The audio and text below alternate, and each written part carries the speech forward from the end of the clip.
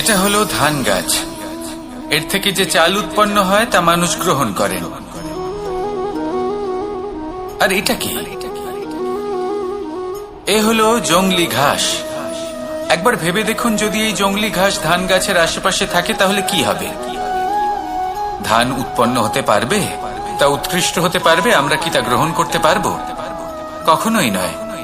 এই জংলি ঘাস ধানকে নষ্ট করে দেবে, কিন্তু নিজে জীবিত থাকবে। এটাই হলো আজকের শিক্ষা। এই সংসারে যদি আপনি নীতির পথে চলতে চান, উচিত কর্ম করতে চান, সংসারকে সেবা করতে চান, তাহলে জংলি ঘাসের মতো ব্যক্তিদের থেকে সবসময় দূরে থাকতে হবে। সেই ব্যক্তি যারা দুর্নীতি এবং মিথ্যা দ্বারা পরিপূর্ণ, যাদের ব্যবহার অশুভ, যাদের অনেক অশুভ গুণ রয়েছে, তারা সঠিক নয়। সেই সকল ব্যক্তি যাদের চরিত্র অত্যন্ত দুষ্ট হয়, তারা হয় শুভ চরিত্রের ব্যক্তিকে একদম নষ্ট করে দেয়, নয় নিজের মতো বানিয়ে তোলে।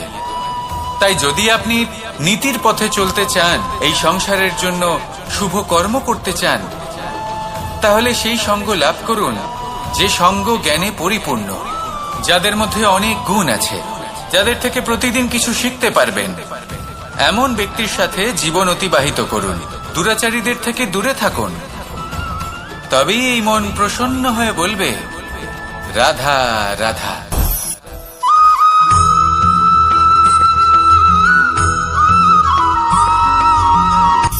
সূচের শেষে একটি ছিদ্র থাকে, যার দ্বারা আমরা এই সুতো পরাতে পারি। আর তারপর সূচের সাহায্যে এই সুতো দিয়ে বস্ত্র সেলাই করা যায়। কিন্তু যদি সুতোটা সোজা করে ধরা না হয়, তাহলে সূচে কখনো এই সুতো পরানোই সম্ভব নয়। যদি এতে কোনো গিঁট পড়ে, তখন তা কখনোই এই ছিদ্র দ্বারা প্রবেশ করা সম্ভব নয়। ঠিক এইভাবেই যদি আপনি কারোর জীবনে প্রবেশ করতে চান, কারোর অন্তরে প্রবেশ করতে চান, তাহলে আপনাকেও সহজ থাকতে হবে। এতে কোনো গিঁট থাকলে চলবে না। অর্থাৎ মনে যাতে কোনো মালিন্য না থাকে, যেন কোনো কুচিন্তা না থাকে। যদি এসব থাকে, তাহলে আপনি কখনো কারোর জীবনে প্রবেশ করতে পারবেন না। আর যদি কোনোভাবে আপনি প্রবেশ করেও যান, তাহলে তার মনে ঘর করতে পারবেন না। নিজেকে এই সুতোর মতন করে তুলুন, সহজ। মনে যেন কোনো কুচিন্তা না থাকে, সবার প্রতি যেন সদ্ভাবনা থাকে, শুভ চিন্তা থাকে। এমনটা করতে থাকুন। এমন একটা দিন আসবে যেদিন এই সমস্ত সংসারের ব্যক্তির মনে আপনি বাস করবেন। আর তখন এই মন প্রসন্ন হয়ে বলবে, রাধা রাধা।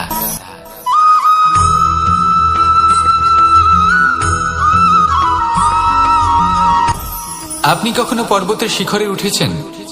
আপনি দেখতে পাবেন পর্বতের পদতলে প্রচুর সুন্দর ফুল রয়েছে, সবুজ বনানী রয়েছে। যত আপনি ওপরে উঠতে থাকবেন, তত ফুল কমতে থাকবে, সবুজ বনানী কমতে থাকবে। আরো কিছুটা ওপরে উঠলে কাঁটা জাতীয় গাছ দেখতে পাবেন, শুকনো গাছ দেখতে পাবেন। আরো যদি ওপরে ওঠেন, তাহলে পাষাণ দেখতে পাবেন। আরো ওপরে উঠলে হিমখণ্ড দেখতে পাবেন। এই যে পর্বত, তা মনুষ্য জীবনের সব থেকে উত্তম উদাহরণ। মানুষ যখন সাফল্যের শিখরে পৌঁছতে চান, মহানুভবতার শিখরে পৌঁছতে চান, পথে যত আস্তে আস্তে উপরে উঠতে থাকেন, ততই ভৌতিক বস্তু তার থেকে বিচ্ছিন্ন হতে থাকে। যদি তিনি সেই ভৌতিক বস্তুগুলি ত্যাগ না করতে পারেন, তাহলে কখনোই সেই স্থানে পৌঁছতে পারবেন না। আর মানুষ যদি উচিত ত্যাগ করতে পারেন, পথে অগ্রসর হতে থাকেন, এগোতে থাকেন, তাহলে একদিন না একদিন তিনি মহানুভবতার জ্ঞানের সাফল্যের হিমের স্বাদ অবশ্যই লাভ করবেন।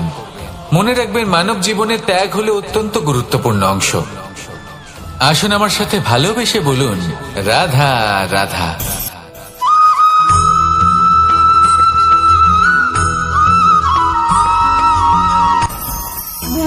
ভোজন। এবার ভোজন সংগ্রহ করার জন্য মানুষ কি না করেন, সব সময় চেষ্টা করতে থাকেন। ফসল উৎপাদনের জন্য অনেক পরিশ্রম করতে থাকেন, কিন্তু অনেক সময় অনেক পরিশ্রম করার পরেও ফসল ভালো উৎপাদন হয় না। এর কারণ কি? কারণ হলো এটাই যে আপনি পরিশ্রম হয়তো অনেক করেছেন, কিন্তু আপনার নজর তো সেই বীজের দিকে ছিলই না যা আপনি রোপণ করেছেন। সেই জন্য সব সময় কোনো বীজ রোপণ করার আগে তাকে পরখ করে দেখুন। তা অত্যন্ত আবশ্যক। আর সেইভাবেই যখনই কোনো কর্মের প্রশ্ন আসে, তাহলে সেখানে শুধুমাত্র পরিশ্রম যথেষ্ট নয়। সেই কাজের প্রতি আপনার কর্তব্য কি, আপনার উদ্দেশ্য কি, সেটা জানা হলো অত্যন্ত গুরুত্বপূর্ণ। তাই কর্ম করুন, কিন্তু সেই কর্মের প্রতি আপনার যা উদ্দেশ্য তার মাহাত্ম্য বুঝতে চেষ্টা করুন। তাহলে আসুন আমার সাথে ভালোবেসে বলুন, রাধা রাধা।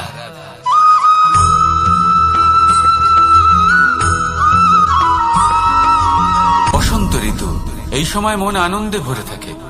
এমন মনে হয় যেন আমরা আকাশে বিচরণ করতে চলে যাই, কিন্তু সেটা তো সম্ভব নয়। সেই জন্য হয়তো আমরা ঘুড়ি ওড়াই, এই ঘুড়িকে নিজেদের প্রতিরূপ মনে করে। এবার অনেক মানুষ আছেন যারা ঘুড়ি ওড়ান, কিন্তু এই কর্মের সারমর্ম কি সেটা কজন বুঝতে পারেন? আপনি এটা মনে করুন যে আপনি হলেন সেই ঘুড়ি, আর এই সুতো যিনি ধরে রয়েছেন তিনি হলেন পরমাত্মা। আর এই সুতো যেখান থেকে শুরু হয় সেই লাটাই হলো আমাদের কর্মচক্র। এবার আপনি নিজেই অনুমান করুন যে এই উড়ান কার ওপর নির্ভরশীল, পরমাত্মার ওপর আর আপনার কর্মের ওপর। যদি পরমাত্মা আপনার হাত ধরে থাকেন, আপনার সাথে থাকেন, যদি আপনি শুভ কর্ম করতে থাকেন, আপনি এই আকাশে উড়তে থাকবেন। কিন্তু কোথাও কোথাও যদি পরমাত্মার সাথে এই বন্ধন ছিন্ন হয়, আপনার কর্মচক্র খারাপ হয়ে যায় বা থেমে যায়, তাহলে আপনার এই ঘুড়ি কেটে যাবে আর দূরে কোনো গাছের ডালে গিয়ে আটকে যাবে। তাই শুধুমাত্র ঘুড়ি ওড়াবেন না, তার থেকে শিখুন, পরমাত্মার সাহচর্যে থাকুন, সবসময় শুভ কর্ম করতে থাকুন আর সবসময় এই আকাশে উড়তে থাকুন। আসুন আর আমার সাথে ভালোবেসে বলুন, রাধা।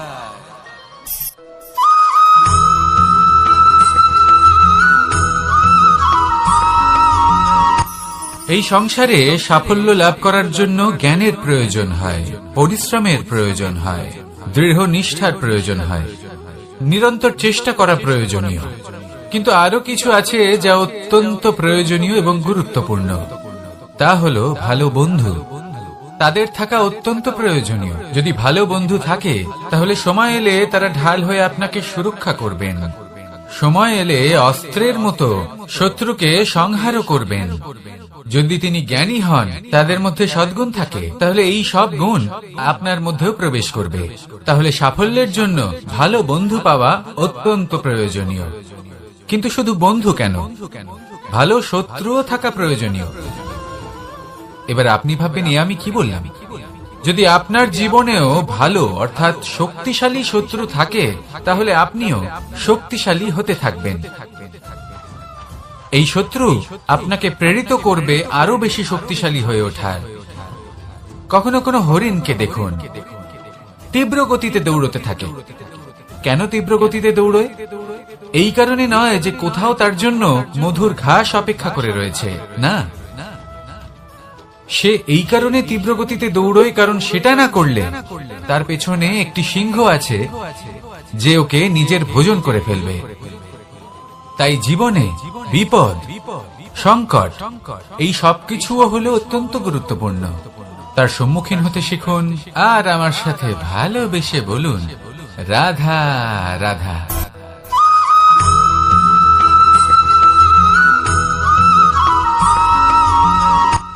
শুধু ওনাদের কঠোর ব্যবহার দেখলে আমরা একটু ভয় পেয়ে যাই।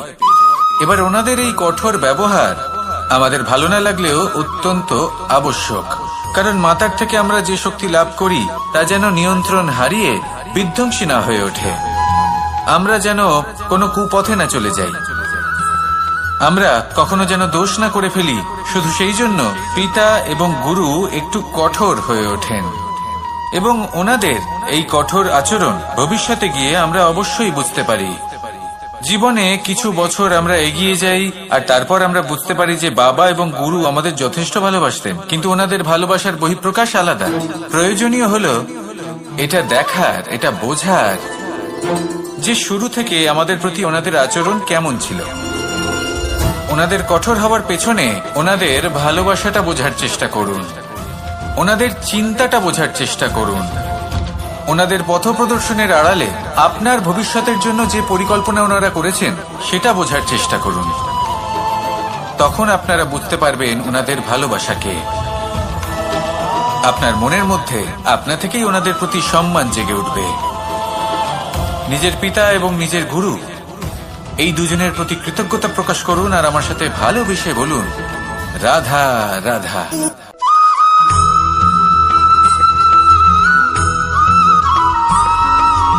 কথায় আছে, প্রত্যেক পুত্র তার পিতার প্রতিচ্ছবি হয়, আর সমস্ত প্রতিচ্ছবি চায় যেন সে তার অস্তিত্ব প্রাপ্ত করতে পারে।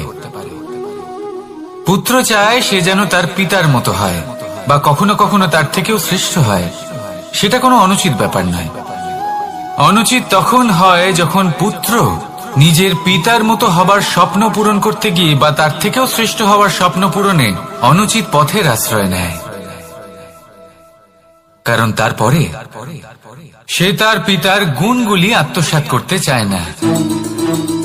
সে শুধুই এটা চায় যে সংসারের চোখে যেন আমি শ্রেষ্ঠ প্রমাণিত হই।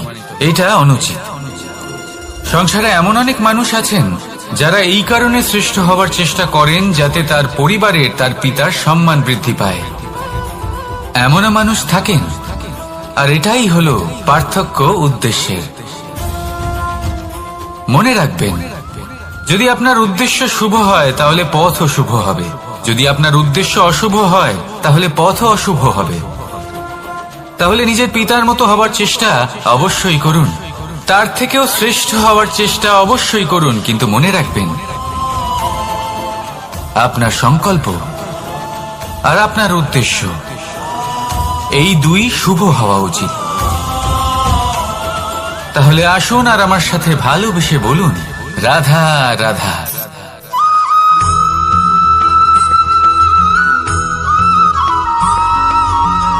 আপনি কখনো কোনো বাজকে নিজের বাসা বানাতে দেখেছেন?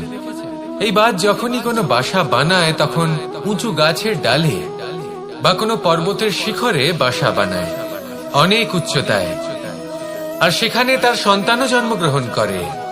যখন এই সন্তানেরা জন্মায় তখন এই বাজ খুবই ভালোবেসে এবং খুব সাবধানে এদের পালন পোষণ করে। নিজের ঠোঁট দিয়ে তাদের ঠোঁটে খাবার পরিবেশন করে। কিন্তু যেই সেই সন্তানেরা হৃষ্টপুষ্ট হয়ে যায় এবং সেই কথা বাজ নিজে বুঝতে পেরে যায়, সেই বাজ নিজেই সেই বাসা ছিন্ন ভিন্ন করে দেয়। সেই সন্তান যাদের সবেমাত্র ডানা গজিয়েছে, কিভাবে উঠতে হয় তারা জানে না, সেই সন্তানগুলিকে উচ্চতা থেকে ঠেলে দেয়। সেই সন্তান প্রথমে ভয়ভীত হয়ে যায়। তারা সামনে মৃত্যুকে দেখতে পেয়ে ভয়ের কারণে তাদের ডানা ঝাপটাতে থাকে, আর সেই প্রক্রিয়াতেই সেই সন্তানগুলি উড়তে শুরু করে দেয়। এবার এই ঘটনায় আমরা কি শিক্ষা পেতে পারি? এটাই, যদি আপনি মাতা পিতা হন তাহলে নিজের সন্তানকে অবশ্যই স্নেহ করুন, কিন্তু তাদেরকে নিজের আঁচলের তলায় বেঁধে রাখবেন না। যদি আপনি চান আপনার সন্তান জীবনে উন্নতি করুক, তাহলে নিজের মুঠো থেকে তাদের স্বতন্ত্র করে দিন। এই সংসারে সংঘর্ষ করতে দিন। সেই সন্তান নিজেই বুঝতে পারবে যে জন্মের সময় পাওয়া ডানা কি করে ব্যবহার করতে হয়। আর আপনার চোখের সামনে আপনার সন্তান এই আকাশে উড়তে থাকবে। তাহলে আসুন আমার সাথে ভালোবেসে বলুন, রাধা রাধা।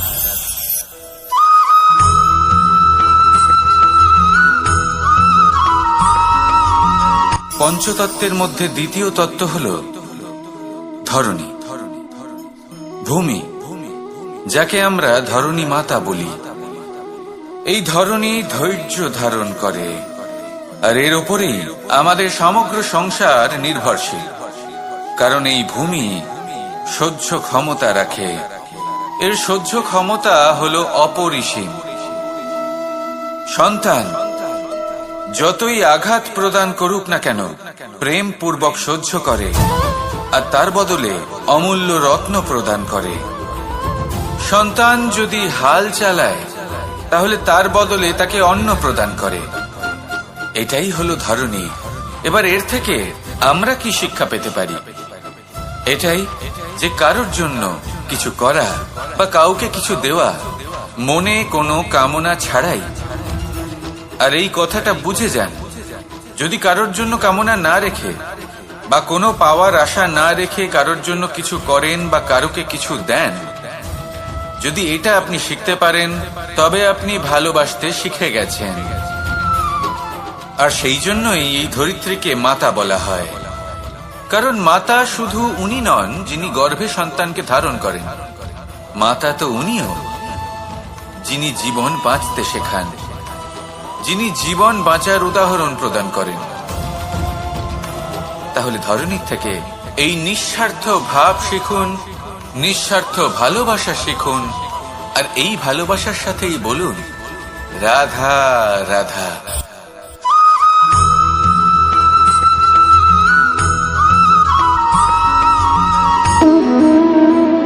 সম্পর্ক হলো আমাদের জীবনের একটি আধার।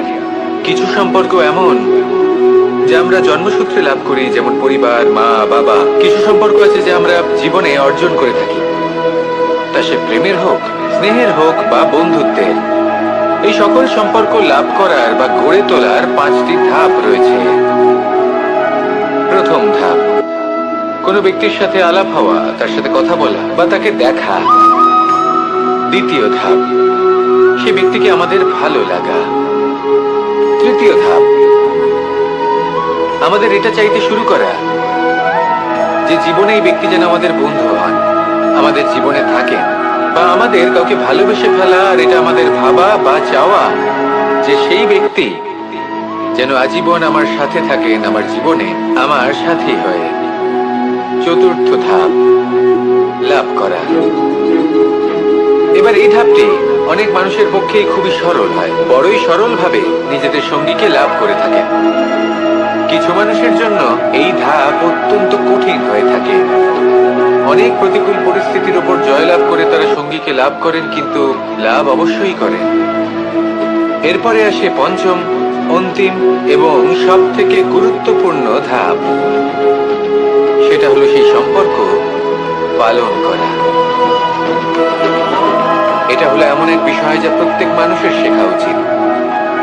যদি ব্যক্তি নিজের জীবনে সম্পর্ক রক্ষা করতে শিখে যান, তবে প্রত্যেক সম্পর্ক তার জীবনকে স্বর্গ করে তুলবে। আসুন আর আমার সাথে ভালোবেসে বলুন রাধা রাধা।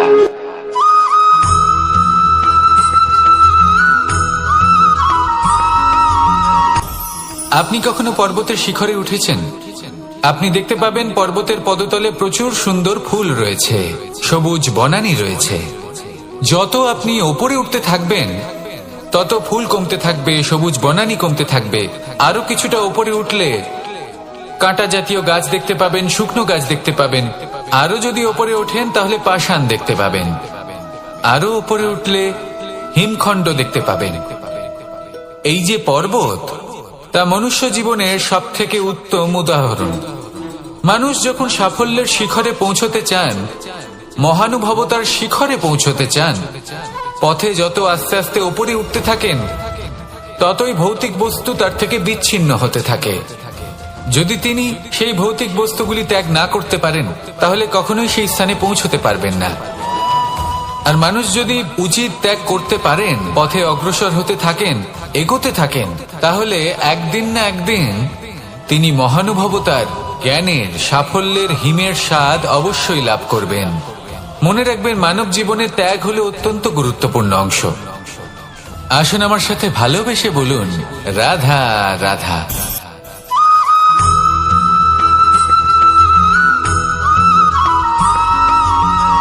মানুষের মানসিকতা এমন হয় যে সে যতটা করে আশা করে যে তার থেকে অনেক বেশি তার বদলে সে পাবে।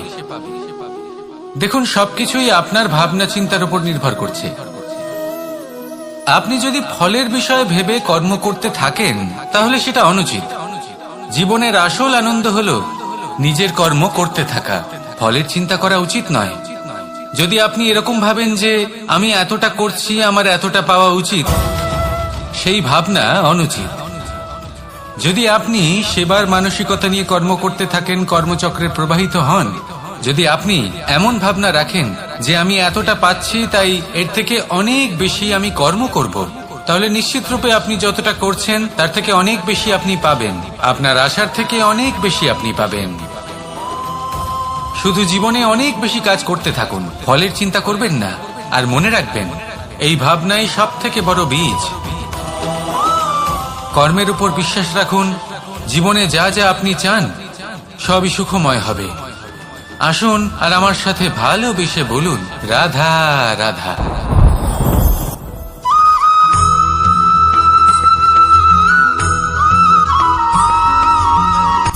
সূচের শেষে একটি ছিদ্র থাকে যার দ্বারা আমরা এই সুতো পরাতে পারি, আর তারপর সূচের সাহায্যে এই সুতো দিয়ে বস্ত্র সেলাই করা যায়।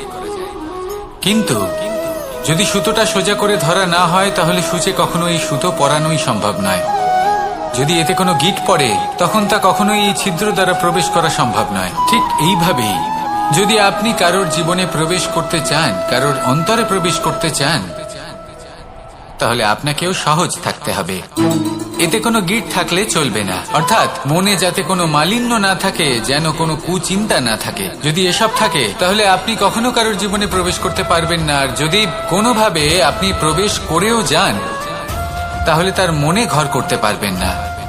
নিজেকে এই সুতোর মতন করে তুলুন, সহজ। মনে যেন কোনো কুচিন্তা না থাকে, সবার প্রতি যেন সদ্ভাবনা থাকে, শুভ চিন্তা থাকে। এমনটা করতে থাকুন। এমন একটা দিন আসবে যেদিন এই সমস্ত সংসারের ব্যক্তির মনে আপনি বাস করবেন, আর তখন এই মন প্রসন্ন হয়ে বলবে, রাধা রাধা।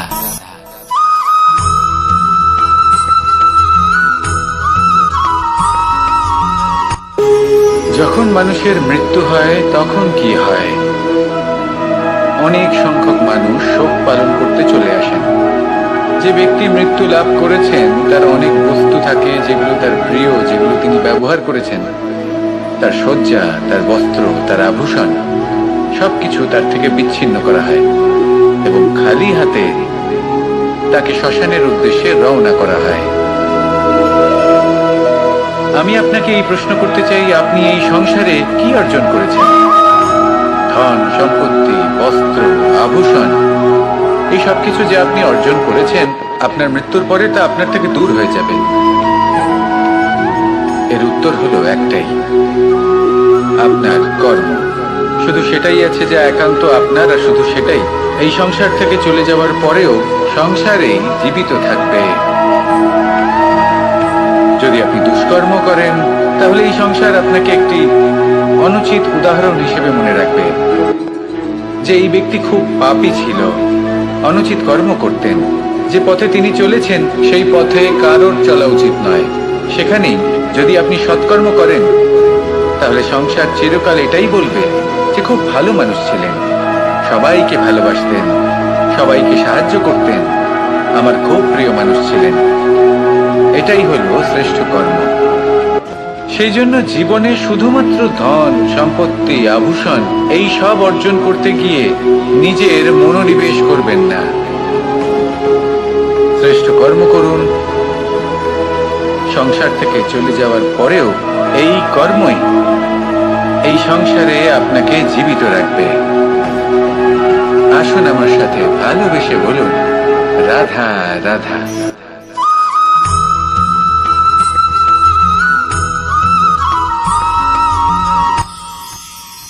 মানুষ তার জীবনে দুই ধরনের পরিস্থিতিকে খুব ভয় পায়। এক, কোনো কারণবশত কারোর সামনে নত হওয়া। দুই, কোনো কারণে নিজের চরিত্র থেকে, নিজের মূল্যবোধ থেকে বিচ্যুত হওয়া। এবার কেন হয় এরকম যে কথায় কথায় কারোর সামনে নত হতে হয়? কেন বারংবার নিজের চরিত্র থেকে চ্যুত হতে হয়? এরকম কেন হয়? এটা তখনই হয় যখন আমাদের শিক্ষা এবং মূল্যবোধের অভাব থাকে। যদি মানুষের মধ্যে প্রকৃত শিক্ষা থাকে তাহলে এই সংসারে কোনো সময় এবং কারোর সামনেই নত হওয়ার কোনো প্রয়োজন নেই। যদি মানুষের মধ্যে মূল্যবোধ থাকে তাহলে তাকে নিজের মূল্যবোধ বা চরিত্র থেকে বিচ্যুত হতে হয় না, তা সে যাই হয়ে যাক না কেন। কোনো বালককে যদি জন্ম থেকেই সুশিক্ষার অধিকারী করা হয়, শিক্ষিত করা হয়, মূল্যবোধের অধিকারী করা হয়, তবে সে এই সংসারে এমন কর্ম করবে যাতে সে নিজেকে, নিজের পরিবারকে, সমগ্র সমাজকে গর্বিত করতে পারে। শিক্ষা লাভ করুন, মূল্যবোধ লাভ করুন এবং আমার সাথে ভালোবেসে বলুন, রাধা রাধা।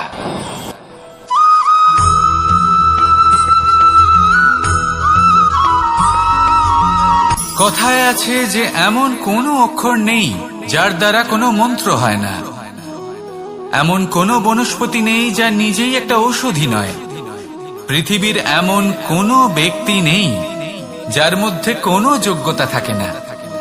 শুধু প্রয়োজন হলো যে ব্যক্তিকে আমরা খুঁজে চলেছি তাকে সঠিকভাবে চিনে নেওয়া। যদি তার যোগ্যতা, তার বিশেষত্ব আমরা বুঝতেই না পারি, তাহলে আর লাভ কি রইল? এই সংসারে এমন অনেক ব্যক্তি রয়েছেন যারা ছোট ছোট অসফলতার কারণে আপনাকে এটা বলে দেবে যে আপনি কোনো কাজের নন, আপনি হলেন মূর্খ, আপনি কিছুই করতে পারবেন না। এইসব কথায় কখনোই বিশ্বাস করবেন না, কারণ আপনি এবং প্রত্যেকটি জীব এই পরমাত্মা এবং এই প্রকৃতির সৃষ্টি, যা অত্যন্ত বিশেষ। যদি আপনাকে উদাহরণ দিই তাহলে একদিকে আছে তরোয়াল, একটা বড় লম্বা তরোয়াল যার দ্বারা যুদ্ধ করা যায়, জয়লাভ করা যায়, আর অন্যদিকে রয়েছে একটা ছোট্ট সূচ। কিন্তু যে কাজ একটা ছোট্ট সূচ করতে পারে তা একটা তরোয়াল দ্বারা সম্ভব নয়। এর অর্থ হলো এটাই যে প্রত্যেকটা রচনা অত্যন্ত অমূল্য এবং অত্যন্ত বিশেষ হয়। তাহলে বিশ্বাস রাখুন যে আপনি অত্যন্ত বিশেষ একজন, আর প্রেমের সাথে বলুন, রাধা রাধা।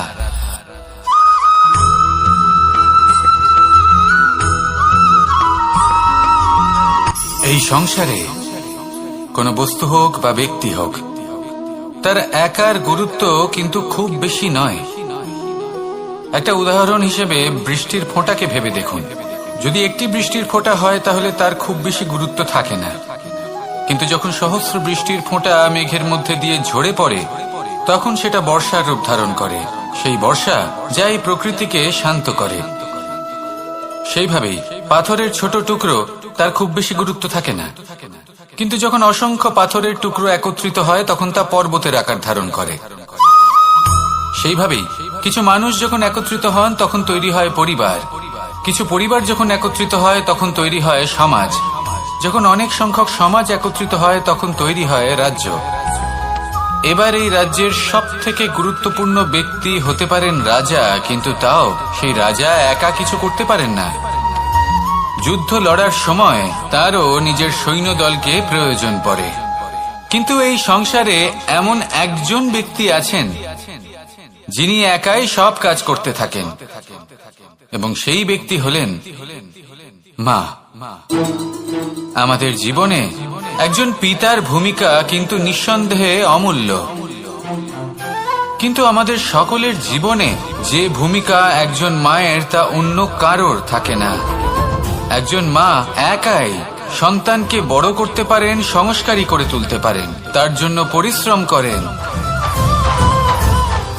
আর এত কিছু কাজ করার পরেও তার কাজের জন্য তিনি প্রশংসা অবশ্য পান না।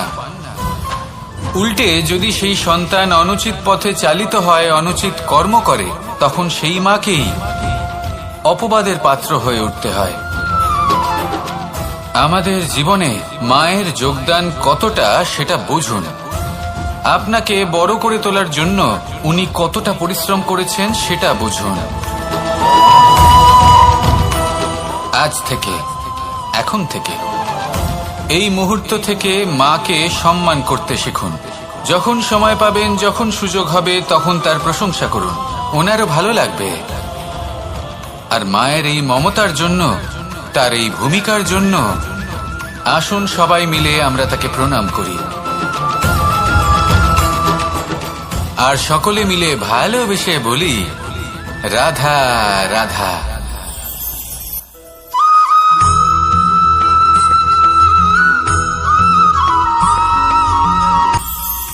এটা হলো ধান গাছ। এর থেকে যে চাল উৎপন্ন হয় তা মানুষ গ্রহণ করেন।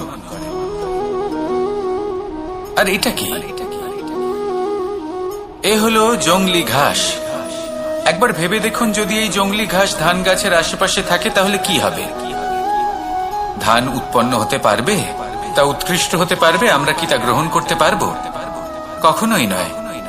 এই জংলি ঘাস ধানকে নষ্ট করে দেবে, কিন্তু নিজে জীবিত থাকবে। এটাই হলো আজকের শিক্ষা।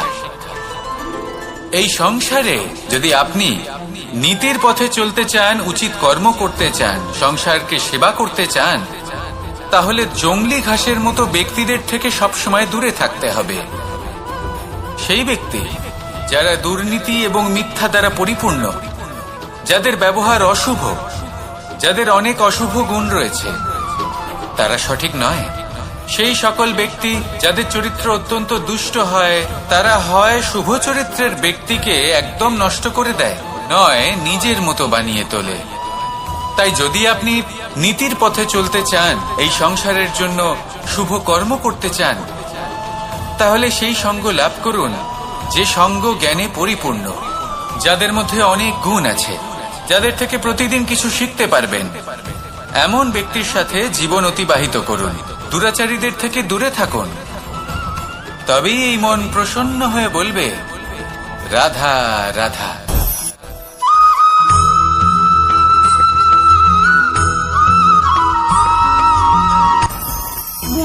ভোজন। এবার ভোজন সংগ্রহ করার জন্য মানুষ কি না করেন, সব সময় চেষ্টা করতে থাকেন। ফসল উৎপাদনের জন্য অনেক পরিশ্রম করতে থাকেন, কিন্তু অনেক সময় অনেক পরিশ্রম করার পরেও ফসল ভালো উৎপাদন হয় না। এর কারণ কি? কারণ হলো এটাই যে আপনি পরিশ্রম হয়তো অনেক করেছেন, কিন্তু আপনার নজর তো সেই বীজের দিকে ছিলই না যে আপনি রোপণ করেছেন। সেই জন্য সব সময় কোনো বীজ রোপণ করার আগে তাকে পরখ করে দেখুন, তা অত্যন্ত আবশ্যক। আর সেইভাবেই যখনই কোনো কর্মের প্রশ্ন আসে, তাহলে সেখানে শুধুমাত্র পরিশ্রম যথেষ্ট নয়। সেই কাজের প্রতি আপনার কর্তব্য কি, আপনার উদ্দেশ্য কি, সেটা জানা হলো অত্যন্ত গুরুত্বপূর্ণ। তাই কর্ম করুন, কিন্তু সেই কর্মের প্রতি আপনার যা উদ্দেশ্য তার মাহাত্ম্য বুঝতে চেষ্টা করুন। তাহলে আসুন আমার সাথে ভালোবেসে বলুন, রাধা রাধা।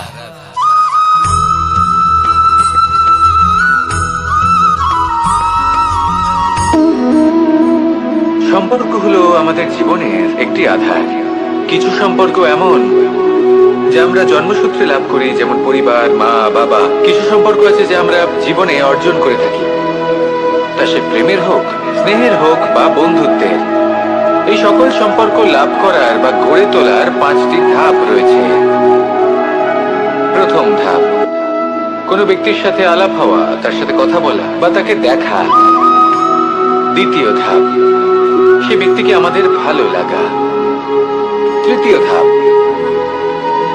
আমাদের এটা চাইতে শুরু করা যে জীবনে এই ব্যক্তি যেন আমাদের বন্ধু হন, আমাদের জীবনে থাকেন, বা আমাদের কাউকে ভালোবেসে ফেলা। আর এটা আমাদের ভাবা বা চাওয়া যে সেই ব্যক্তি যেন আজীবন আমার সাথে থাকেন, আমার জীবনে আমার সাথী হয়ে। চতুর্থ ধাপ, লাভ করা। এবার এই ধাপটি অনেক মানুষের পক্ষেই খুবই সরল হয়, বড়ই সরলভাবে নিজেদের সঙ্গীকে লাভ করে থাকেন। কিছু মানুষের জন্য এই ধাপ অত্যন্ত কঠিন হয়ে থাকে। অনেক প্রতিকূল পরিস্থিতির উপর জয়লাভ করে তারা সঙ্গীকে লাভ করেন, কিন্তু লাভ অবশ্যই করেন। এরপরে আসে পঞ্চম, অন্তিম এবং সব থেকে গুরুত্বপূর্ণ ধাপ। সেটা হলো সেই সম্পর্ক পালন করা। এটা হলো এমন এক বিষয় যা প্রত্যেক মানুষের শেখা উচিত। যদি ব্যক্তি নিজের জীবনে সম্পর্ক রক্ষা করতে শিখে যান, তবে প্রত্যেক সম্পর্ক তার জীবনকে স্বর্গ করে তুলবে। আসুন আর আমার সাথে ভালোবেসে বলুন, রাধা রাধা।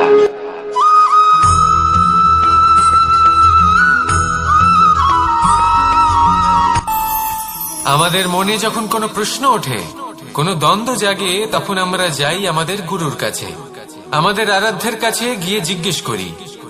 এইভাবেই একদিন আমি পৌঁছলাম আমার আরাধ্যের কাছে, আমার মহাদেবের কাছে, আর ওনাকে প্রশ্ন করলাম যে মহাদেব, জীবনে আনন্দ পাওয়ার, উৎসব পালনের, প্রেম ভাগ করে নেবার, জীবনকে উপভোগ করে নেওয়ার সর্বশ্রেষ্ঠ সময় কোনটা? মহাদেব হাসলেন আর উনি বললেন, জীবনে উৎসব পালনের সব থেকে শ্রেষ্ঠ দিন হল মৃত্যুর ঠিক আগের দিনটা। প্রেম ভাগ করে নেওয়ার সব থেকে শ্রেষ্ঠ মুহূর্ত হল মৃত্যুর ঠিক আগের মুহূর্ত। জীবনকে উপভোগ করে নেওয়ার সর্বশ্রেষ্ঠ প্রহর হল মৃত্যুর এক প্রহর পূর্বে। তখন আমি চমকে গেলাম। আমি বললাম, কিন্তু মহাদেব, মৃত্যু তো অনিশ্চিত, আমরা জানিও না কবে আমাদের মৃত্যু হবে। মহাদেব আবার হাসলেন। উনি বললেন যে যদি আমরা এভাবে জীবন কাটাই যে আমরা জীবনের প্রত্যেক দিন, প্রত্যেক মুহূর্ত, প্রত্যেক প্রহর শেষ বলে মনে করি, তাহলে আমাদের সমস্ত জীবন আনন্দের সাথেই অতিবাহিত হবে। কি বলেন?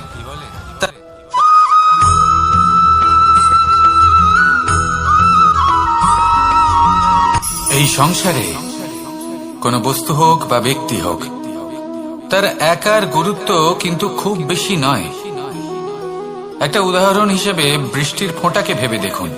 যদি একটি বৃষ্টির ফোঁটা হয় তাহলে তার খুব বেশি গুরুত্ব থাকে না, কিন্তু যখন সহস্র বৃষ্টির ফোঁটা মেঘের মধ্যে দিয়ে ঝরে পড়ে, তখন সেটা বর্ষার রূপ ধারণ করে। সেই বর্ষা যা এই প্রকৃতিকে শান্ত করে।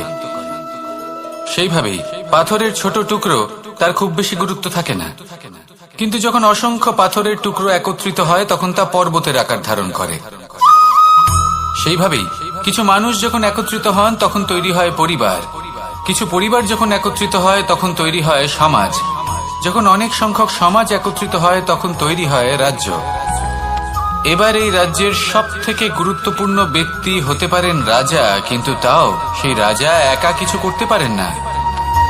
যুদ্ধ লড়ার সময় তারও নিজের সৈন্যদলকে প্রয়োজন পড়ে। কিন্তু এই সংসারে এমন একজন ব্যক্তি আছেন যিনি একাই সব কাজ করতে থাকেন, এবং সেই ব্যক্তি হলেন মা। আমাদের জীবনে একজন পিতার ভূমিকা কিন্তু নিঃসন্দেহে অমূল্য, কিন্তু আমাদের সকলের জীবনে যে ভূমিকা একজন মায়ের তা অন্য কারোর থাকে না। একজন মা একাই সন্তানকে বড় করতে পারেন, সংস্কারী করে তুলতে পারেন, তার জন্য পরিশ্রম করেন। আর এত কিছু কাজ করার পরেও তার কাজের জন্য তিনি প্রশংসা অবশ্য পান না।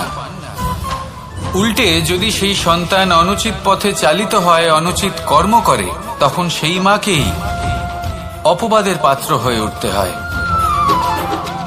আমাদের জীবনে মায়ের যোগদান কতটা সেটা বুঝুন। আপনাকে বড় করে তোলার জন্য উনি কতটা পরিশ্রম করেছেন সেটা বুঝুন। আজ থেকে, এখন থেকে, এই মুহূর্ত থেকে মাকে সম্মান করতে শিখুন। যখন সময় পাবেন, যখন সুযোগ হবে, তখন তার প্রশংসা করুন, ওনারও ভালো লাগবে। আর মায়ের এই মমতার জন্য, তার এই ভূমিকার জন্য আসুন সবাই মিলে আমরা তাকে প্রণাম করি, আর সকলে মিলে ভালোবেসে বলি, রাধা রাধা।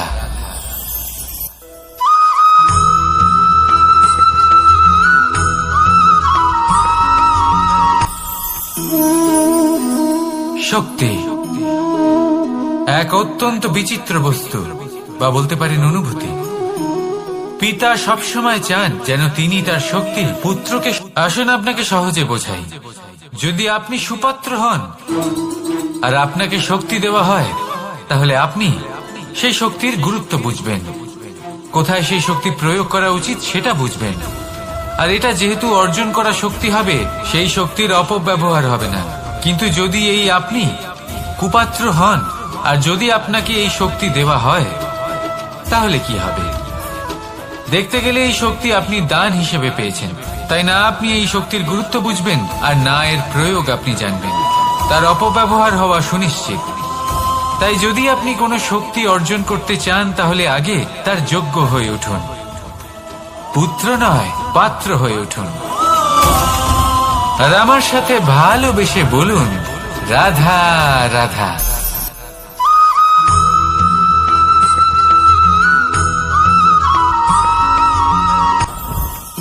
জীবনে কিছু শেখা অত্যন্ত গুরুত্বপূর্ণ। এবার কি কি শিখতে হবে সেই সব শেখানোর জন্য অনেক শিক্ষক রয়েছেন, কিন্তু কি শিখবেন না আর কি করবেন না এটা আমাদের নিজের অভিজ্ঞতা দিয়ে শিখতে হয়। কিন্তু তার মানে এটা নয় যে যদি আপনাকে শিখতে হয় যে আগুনের তাপ কতটা, আপনাকে আগুনের মধ্যে হাত দিতে হবে। না, অন্য কারোর অভিজ্ঞতা দ্বারাও শিখতে পারেন। প্রশ্ন শুধুমাত্র একটাই যে আপনি কি শিখতে চান নাকি চান না। যদি আপনি এটাই ভাবেন যে আমি শুধুই নিজের অভিজ্ঞতা দ্বারাই শিখতে চাই, তাহলে জীবনকাল ছোট মনে হবে, অনেক কিছুই শিখতে পারবেন না। তাই নিজের সাথে সাথে বড়দের অভিজ্ঞতার দ্বারাও শেখা শুরু করে দিন। এই সংসারের অভিজ্ঞতা দ্বারা শিখতে শুরু করে দিন। আর এটা নিশ্চিত রূপে শেখা আবশ্যক যে কখন কি করবেন না, কোথায় থামতে হবে আর কোথায় থামবেন না।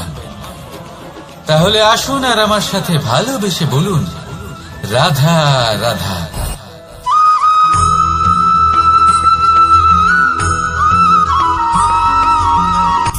সূচের শেষে একটি ছিদ্র থাকে যার দ্বারা আমরা এই সুতো পরাতে পারি, আর তারপর সূচের সাহায্যে এই সুতো দিয়ে বস্ত্র সেলাই করা যায়।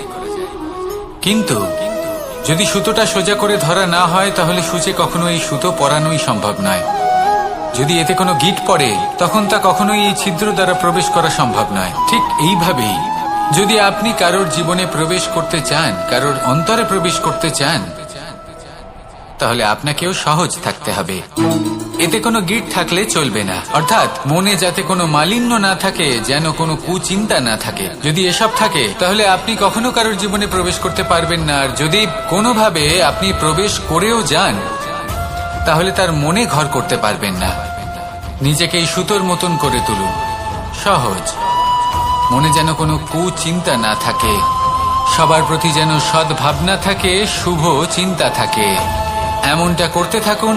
এমন একটা দিন আসবে যেদিন এই সমস্ত সংসারের ব্যক্তির মনে আপনি বাস করবেন, আর তখন এই মন প্রসন্ন হয়ে বলবে, রাধা রাধা।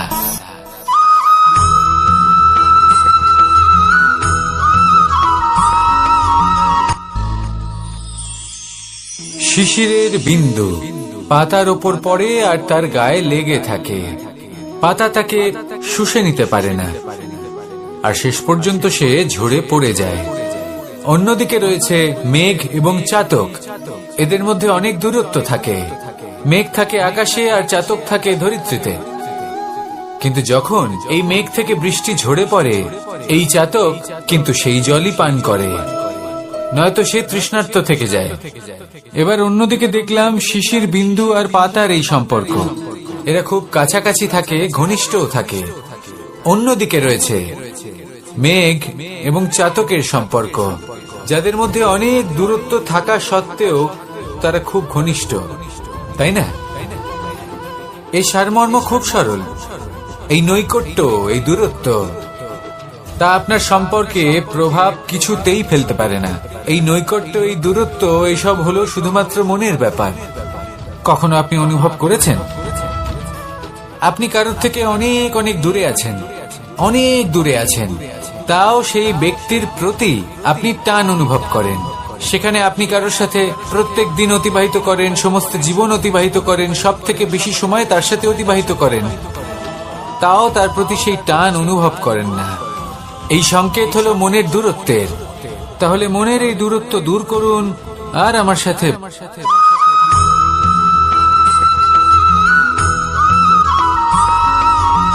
এই সংসারে সব থেকে বড় ব্যক্তি কে? আপনি বলবেন, এই কেমন ধরনের প্রশ্ন? কিন্তু এটা হলো সব থেকে উচিত প্রশ্ন। কেউ এর উত্তর দেবে যে সেই মহাপ্রতাপী রাজা তিনি হলেন সবথেকে বড় ব্যক্তি, সেই বড় রাজনীতিবিদ তিনি সবথেকে বড় ব্যক্তি। আমি আপনাকে জানাই যে সংসারের সবথেকে বড় ব্যক্তি হলেন তিনি, যার সাথে দেখা করলে আপনি নিজেকে ছোট মনে করবেন না। কোন ব্যক্তি যিনি সবথেকে বেশি শক্তিশালী, আপনি যদি তার সামনে যান তাহলে উনি আপনার অন্তরের শক্তিকে বাইরে বের করে আনবে, আপনার অন্তরে লুকিয়ে থাকা শক্তিকে জাগ্রত করতে প্রেরণা প্রদান করবে। তিনি হলেন বড় ব্যক্তি, তিনি হলেন মহান ব্যক্তি। তিনি নন যিনি নিজের বল এবং ঐশ্বর্য দ্বারা আপনাকে তার সামনে ছোট প্রমাণ করবেন। এবং সেই জন্য মহাদেব আমার আরাধ্য হলেন আমার খুব প্রিয়। কারণ রাজা হোক বা ফকির, কেউ যদি ওনার সামনে যান তাহলে সে নিজেকে ছোট মনে করেন না। আপনিও যদি জীবনে অনেক বড় হতে চান তাহলে কাউকে কখনো নিজেকে ছোট মনে করতে দেবেন না। তার অন্তরে বড় হয়ে ওঠার প্রেরণা প্রদান করুন। আসুন আমার সাথে ভালোবেসে বলুন, রাধা রাধা।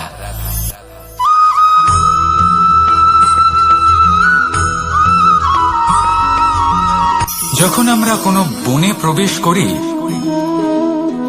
তখন এই সবুজ ঘাস দেখে, এই কোমল ঘাস দেখে আমাদের মন প্রফুল্ল হয়ে ওঠে। ভিন্ন ভিন্ন প্রজাতির ফুল, ভিন্ন ভিন্ন রঙের ফুল দেখে এই মন আনন্দে ভরে ওঠে। এখানে শিশুরা আনন্দ লাভ করে, বড়রা ভোজন গ্রহণ করেন, কথাবার্তা বলেন, হাঁটাহাঁটি করে বেড়ান। এবার ভেবে দেখুন, যখন এই উপবনের নির্মাণ হয়েছিল সেই সময় যদি এই মাটিকে সঠিকভাবে খনন না করা হতো, যদি তাতে সঠিকভাবে বীজ রোপণ না করা হতো, যদি কোনো সংঘর্ষ না হতো, পরিশ্রম না করা হতো, যদি চলতে চলতে পায়ে কাঁটা না বিঁধে যেত, তাহলে এই সুন্দর বন দেখে আমরা কি এই আনন্দ লাভ করতে পারতাম? কখনোই নয়।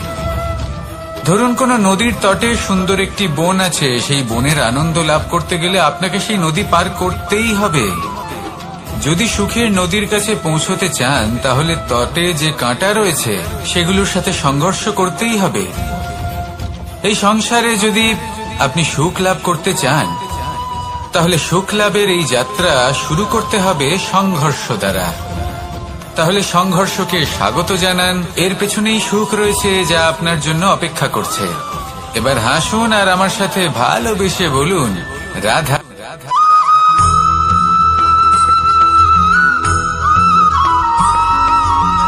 পঞ্চতত্ত্বের মধ্যে দ্বিতীয় তত্ত্ব হল ধরণী, ভূমি, যাকে আমরা ধরণী মাতা বলি।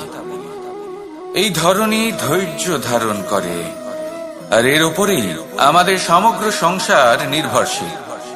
কারণ এই ভূমি সহ্য ক্ষমতা রাখে, এর সহ্য ক্ষমতা হল অপরিসীম। সন্তান যতই আঘাত প্রদান করুক না কেন, প্রেম পূর্বক সহ্য করে, আর তার বদলে অমূল্য রত্ন প্রদান করে। সন্তান যদি হাল চালায় তাহলে তার বদলে তাকে অন্ন প্রদান করে। এটাই হলো ধরণী। এবার এর থেকে আমরা কি শিক্ষা পেতে পারি? এটাই যে কারোর জন্য কিছু করা বা কাউকে কিছু দেওয়া মনে কোনো কামনা ছাড়াই।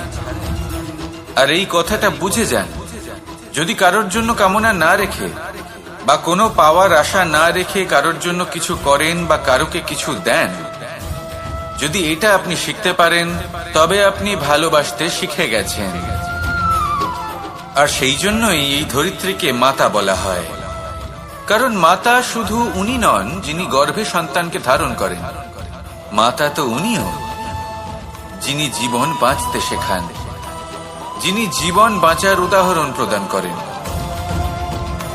তাহলে ধরণীর থেকে এই নিঃস্বার্থ ভাব শিখুন, নিঃস্বার্থ ভালোবাসা শিখুন, আর এই ভালোবাসার সাথেই বলুন, রাধা রাধা।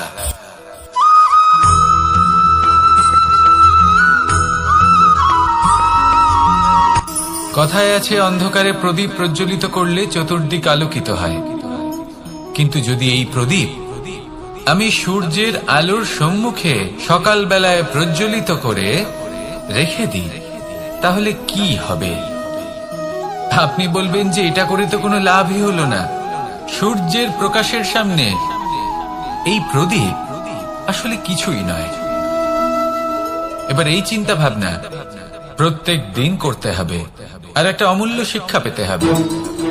মনে করুন যে আপনি মহাপুরুষের সামনে বসে আছেন, কোনো মহাজ্ঞানীর সামনে। তাহলে সেই ব্যক্তির সামনে নিজের জ্ঞানের প্রদীপ প্রজ্বলিত করবেন না, নীরব থাকুন, আর সেই ব্যক্তির সূর্যের প্রকাশের মতো জ্ঞান প্রাপ্ত করুন। যতটা পারবেন জ্ঞান লাভ করুন। যদি এমন কোনো সময় এমন কোনো স্থানে আপনি আছেন যেখানে চতুর্দিক অন্ধকার, কারোর কাছেই জ্ঞান নেই, সেখানে নিজের জ্ঞানের প্রদীপ প্রজ্বলিত করুন। এমন করলে দুদিক থেকেই আপনার লাভ হবে। আপনার জ্ঞান প্রাপ্তিও হবে, আর জ্ঞানের সঠিক প্রয়োগও করতে পারবেন। আর এই মন প্রসন্ন হয়ে বলবে, রাধা রাধা।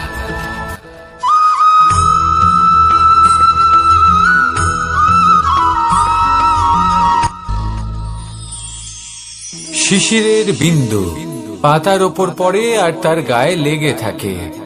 পাতা তাকে শুষে নিতে পারে না, আর শেষ পর্যন্ত সে ঝরে পড়ে যায়।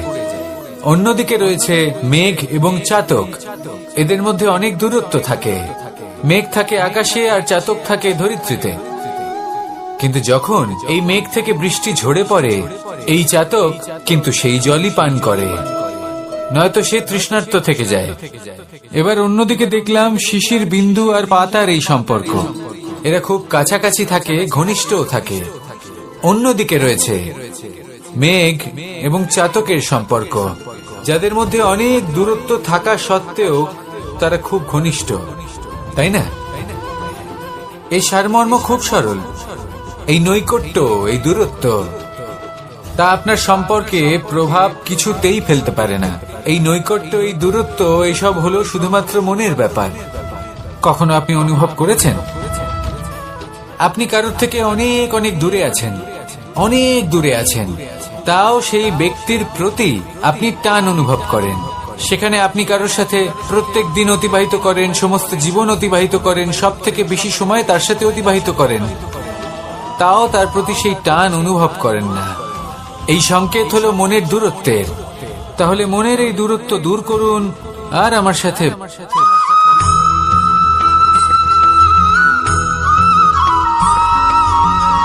এই সংসারে কোন বস্তু হোক বা ব্যক্তি হোক, তার একার গুরুত্ব কিন্তু খুব বেশি নয়। একটা উদাহরণ হিসেবে বৃষ্টির ফোঁটাকে ভেবে দেখুন। যদি একটি বৃষ্টির ফোঁটা হয় তাহলে তার খুব বেশি গুরুত্ব থাকে না, কিন্তু যখন সহস্র বৃষ্টির ফোঁটা মেঘের মধ্যে দিয়ে ঝরে পড়ে, তখন সেটা বর্ষার রূপ ধারণ করে। সেই বর্ষা যা এই প্রকৃতিকে শান্ত করে। সেইভাবেই পাথরের ছোট টুকরো, তার খুব বেশি গুরুত্ব থাকে না, কিন্তু যখন অসংখ্য পাথরের টুকরো একত্রিত হয় তখন তা পর্বতের আকার ধারণ করে। সেইভাবেই কিছু মানুষ যখন একত্রিত হন তখন তৈরি হয় পরিবার। কিছু পরিবার যখন একত্রিত হয় তখন তৈরি হয় সমাজ। যখন অনেক সংখ্যক সমাজ একত্রিত হয় তখন তৈরি হয় রাজ্য। এবার এই রাজ্যের সব থেকে গুরুত্বপূর্ণ ব্যক্তি হতে পারেন রাজা, কিন্তু তাও সেই রাজা একা কিছু করতে পারেন না। যুদ্ধ লড়ার সময় তারও নিজের সৈন্যদলকে প্রয়োজন পড়ে। কিন্তু এই সংসারে এমন একজন ব্যক্তি আছেন যিনি একাই সব কাজ করতে থাকেন, এবং সেই ব্যক্তি হলেন মা। আমাদের জীবনে একজন পিতার ভূমিকা কিন্তু নিঃসন্দেহে অমূল্য, কিন্তু আমাদের সকলের জীবনে যে ভূমিকা একজন মায়ের তা অন্য কারোর থাকে না। একজন মা একাই সন্তানকে বড় করতে পারেন, সংস্কারী করে তুলতে পারেন, তার জন্য পরিশ্রম করেন।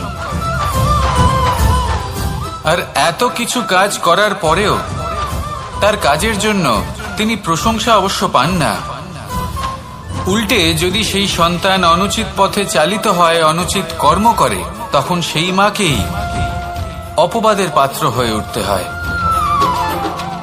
আমাদের জীবনে মায়ের যোগদান কতটা সেটা বুঝুন। আপনাকে বড় করে তোলার জন্য উনি কতটা পরিশ্রম করেছেন সেটা বুঝুন। আজ থেকে, এখন থেকে এই মুহূর্ত থেকে মাকে সম্মান করতে শিখুন। যখন সময় পাবেন, যখন সুযোগ হবে, তখন তার প্রশংসা করুন, ওনারও ভালো লাগবে। আর মায়ের এই মমতার জন্য, তার এই ভূমিকার জন্য আসুন সবাই মিলে আমরা তাকে প্রণাম করি, আর সকলে মিলে ভালোবেসে বলি, রাধা রাধা।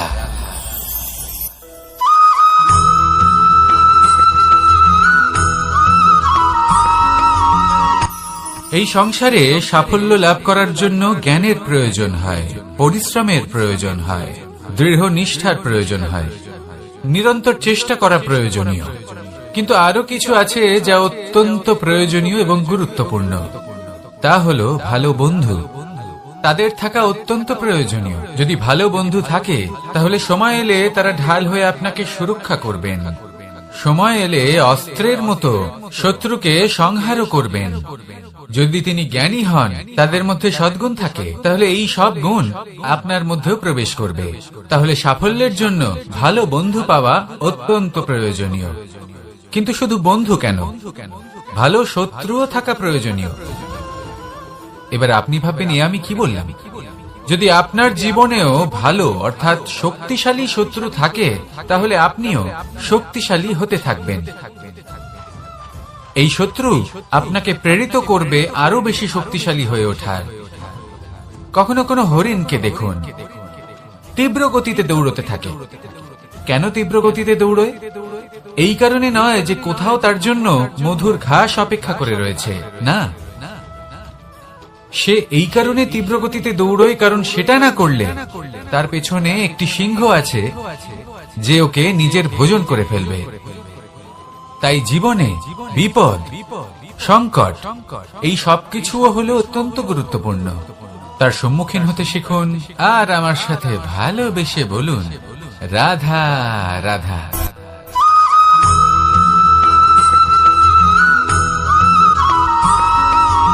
মানুষ জন্মগ্রহণ করে, তার সাথে ভয়েরও জন্ম হয়।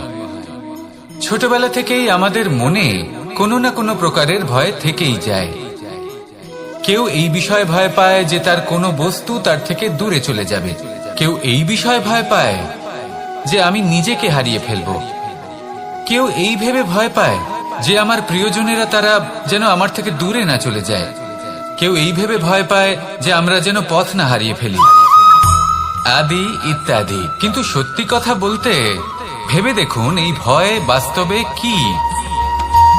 শুধুই একটা মনস্থিতি, আর কিছুই নয়। যা কিছু আপনি জীবনে পেয়েছেন তা একদিন আপনাকে হারাতে হবে। এই জীবন হলো আপনারই, কিন্তু তাও একদিন সমাপ্ত হবে।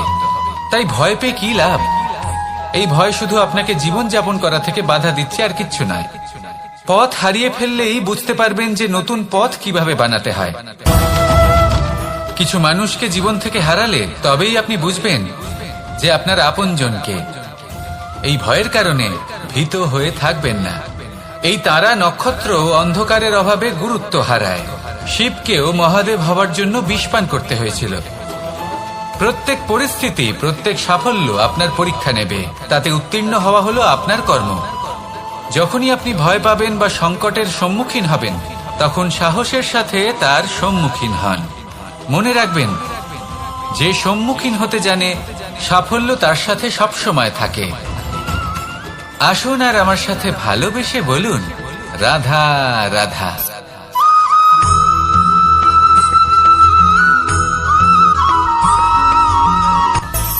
মানুষের মধ্যে একটা বিচিত্র প্রবৃত্তি থাকে। অন্য সকলের বিষয়ে, তাদের জীবনের বিষয়ে, তাদের ব্যক্তিত্বের বিষয়ে, তাদের ভবিষ্যতের বিষয়ে অনুমান করা। এটা হলো অনুচিত। কারোর অতীতকালকে দেখে লোকে ভবিষ্যৎ বলে দিতে পারেন। বর্তমানকে দেখে ভবিষ্যতের বিষয়ে অনুমান করে ফেলেন। উদাহরণ দিতে হলে বলবো, কোনো দাসকে দেখুন, ওকে দেখে লোকে বলে যে ওর ভবিষ্যৎ সেটাই হতে পারে, অনুমান করে ফেলেন। আর এই রাজাকে দেখুন, উনি তো কত সুখী হবেন, উনি তো জগতের সব থেকে অধিক সুখী মানুষ, কত সুখ সুবিধা আছে ওনার কাছে, ধারণা করে ফেলেন। তবে সত্য তো এটাই যে কারোর ব্যক্তিত্বের বিষয়ে, তাদের ভবিষ্যতের বিষয়ে আপনি পূর্ণ সত্য কখনোই বলতে পারবেন না, শুধু অনুমান করতে পারবেন। আর এই অনুমান করে সত্যি কোনো লাভ হয় না, কারণ এই কাল সেটা হলো অত্যন্ত শক্তিশালী। কালো থেকে কালোতর কয়লাকেও হীরেতে পরিণত করতে পারে, অনেক বড় বড় রাজাকেও বিদূষক বানিয়ে ফেলতে পারে এক মুহূর্তেই। তাহলে আপনি অনুমান করে কি লাভ? কি পেলেন অনুমান করে? সেই জন্য কারোর বিষয়ে কোনো অনুমান করবেন না, তার ভবিষ্যতের বিষয়ে অনুমান করতে যাবেন না, কারোর বিষয়ে কোনো ধারণা করে নেবেন না। কিছু করতে হলে ভালোবাসুন, সবার মধ্যে ভালোবাসা ছড়ান, সবার মধ্যে ধনাত্মক ভাব ছড়ান। এই মন প্রসন্ন হয়ে বলবে রাধা রাধা।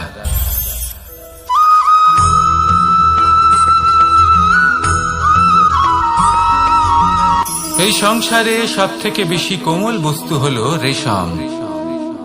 এই রেশম এতটাই কোমল হয় যে এর পুরো একটা থান শুধুমাত্র একটা হাতে ধরা সম্ভব। কখনো ভেবে দেখেছেন এই রেশম কিভাবে হয়? একটি কীট তার লালার দ্বারা উৎপন্ন হয়। এই কীট সেই রেশমকে পাক দিতে থাকে, পাক দিতেই থাকে, দিতেই থাকে, আর আস্তে আস্তে তার মধ্যেই জড়িয়ে পড়ে। শেষে ওর এই সুন্দর অমূল্য সৃষ্টি রেশমের এই সুতো, তার নির্মাণ কার্য পূর্ণ হয়, কিন্তু তাতেই ও নিজে বন্দী হয়ে যায়। নিজেরই মায়াজালের এই বন্দী গৃহে নিজেই ফেঁসে যায়। এবার এই সুতোকে ব্যবহারযোগ্য করে তোলার জন্য এই কীটগুলিকে এই কবচের সাথেই ফুটন্ত জলে ফেলে দেওয়া হয়। এই সংসারে যদি আমাদের স্বপ্ন এই সংসারের দুঃখ হরণ করার জন্য, এই সংসারে সুখ বিতরণ করার জন্য হয়, তবেই আমাদের প্রগতি সম্ভব। যদি আমাদের এই স্বপ্ন শুধুই আমাদের এবং আমাদের স্বার্থ সিদ্ধির জন্য হয়, তাহলে এই স্বপ্ন আমাদের অন্ধ করে দেবে, আমাদের অন্ধকারের পথে নিয়ে যাবে, আর আমরাও সেই কীটের মতো হয়ে যাব। নিজেদেরই মায়াজালে আমরা নিজেই ফেঁসে যাব, আর শেষে আমরা যদি কিছু লাভ করি তা হবে একাকিত্ব, অন্ধকারময় মৃত্যু। তাই স্বপ্ন অবশ্যই দেখুন, কিন্তু এমন ভাবে স্বপ্ন দেখবেন না যে তার এই বন্দিগৃহে আপনি নিজেই ফেঁসে গেলেন। স্বপ্ন দেখুন পরোপকারে।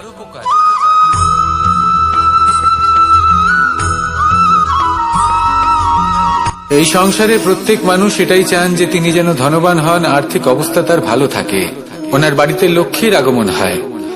কিন্তু সেটা হবে কি করে, সেটাই হলো প্রশ্ন। কেউ বলেন যে যদি পরিশ্রম করো তাহলে ধন অর্জন সম্ভব, কেউ বলেন যে যদি বিদ্যা লাভ হয় তবেই ধন অর্জন সম্ভব, কেউ বলেন যে যদি বলশালী হও তবেই সম্পন্ন থাকবে। ভালো কথা, যদি তাই হয়ে থাকে, তবে দিনমজুর সারা দিন পরিশ্রম করেন, তিনি কেন ধনী হন না? অনেকজন বিদ্বান মানুষ আছেন এই সংসারে, তারা কেন ধনবান হন না? অনেক সংখ্যক বলশালী ব্যক্তি আছেন, তাদের কাছে ধন নেই কেন? তাদের কেন ধনের অভাব হয়? আবার এমনও কিছু মানুষ আছেন যারা পরিশ্রম করেন, তারা দিনমজুর, কিন্তু তারা ধন অর্জন করতে পারেন। কিছু বিদ্বান ব্যক্তি আছেন যাদের কাছে অধিক মাত্রায় ধন রয়েছে, কয়েকজন বলশালী ব্যক্তি রয়েছেন যাদের